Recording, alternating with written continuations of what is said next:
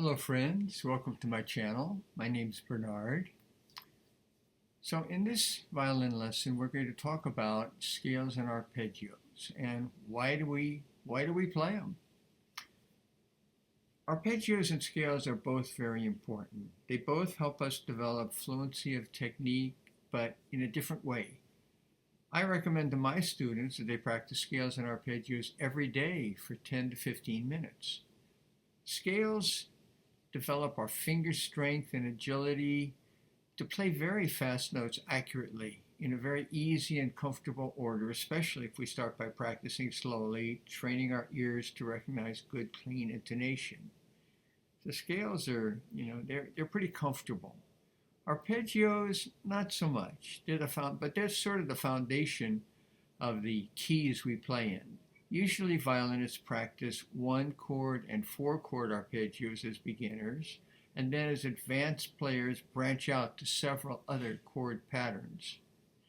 Arpeggios encourage beginners to learn to read all the treble clef notes in a random order because of the skips. And I guarantee you from teaching many students, this is a big issue at first until students learn.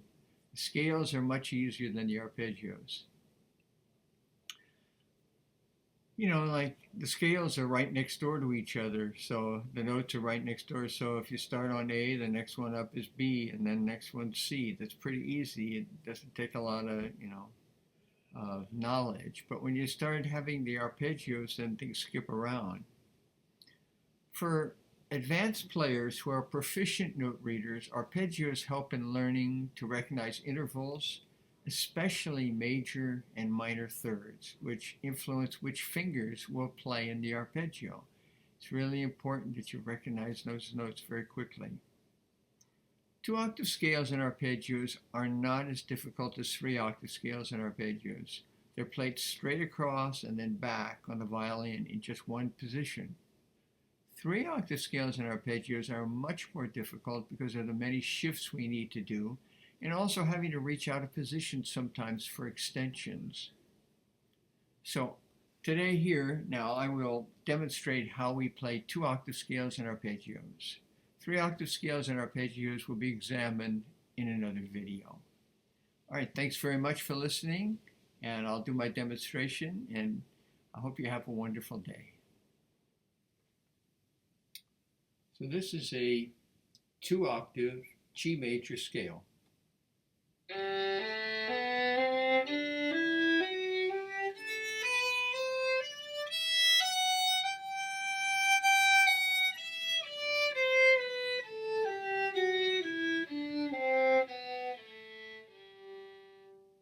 The scale can be played separate bow, 2 notes, 3 notes, 4 notes. Many different bowings can be added to the scales to increase difficulty and make it more interesting. Now, to play a 2-octave arpeggio,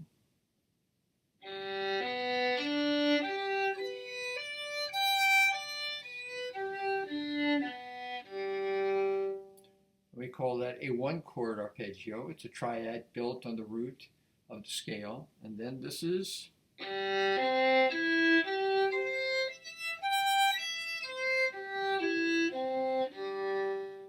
which is a 4-chord arpeggio built on the 4th degree of the scale. So you can see that's pretty simple, going straight across the violin with both. Now I'll play as a demonstration D major scale, starting in 3rd position.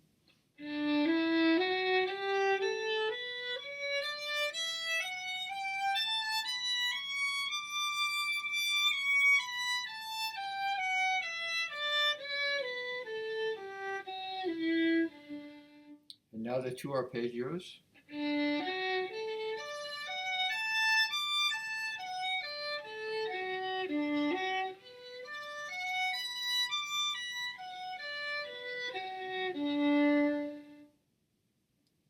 Very nice, pleasant sounding scales and arpeggios.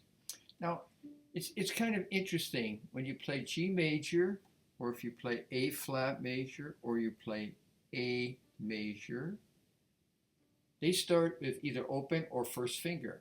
So you have to kind of be aware, but it's still first position, so that's pretty easy for most students. The first one that we start with the second finger is B flat major. Now that in itself for a lot of beginner students having flats instead of sharps, ooh, that's kind of scary. So you got to get used to that.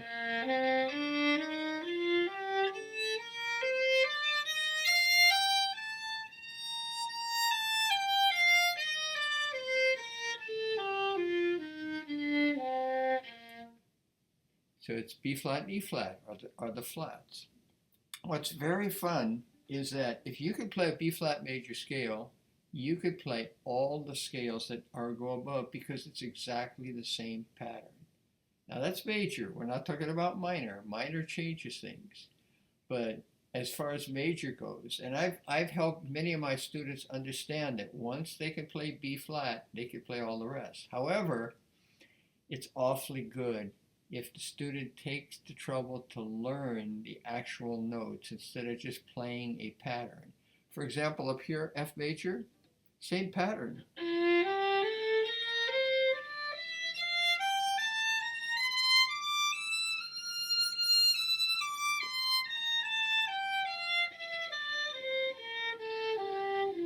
Same pattern for the two octave arpeggios.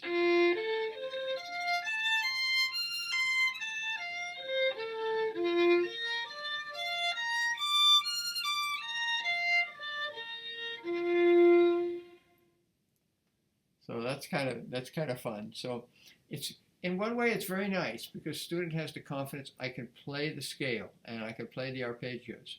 But then it takes a little bit more work to just figure out the notes on the clef and in the different positions because we're playing straight across in every single position all the way up through fifth position.